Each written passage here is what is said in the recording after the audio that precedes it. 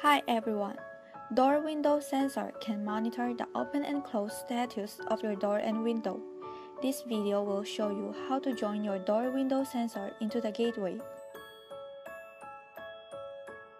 Properly install the battery in the door sensor or pull out the isolation tab if there is any. The LED indicator flashes when the device is powered on.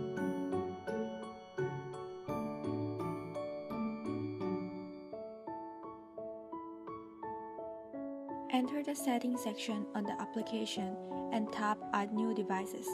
You will see a 60-second countdown appears on the screen, allowing the smart devices to join the smart home system within this period.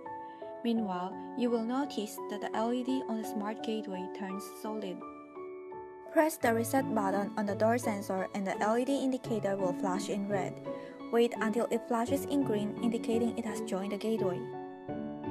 Now, the door sensor icon will be shown on the security interface and you can proceed to install the sensor. You have now successfully added the door sensor into the gateway. Hope you will enjoy our door sensor. To add more security devices into the system, please refer to the user manual of each device and videos for more information.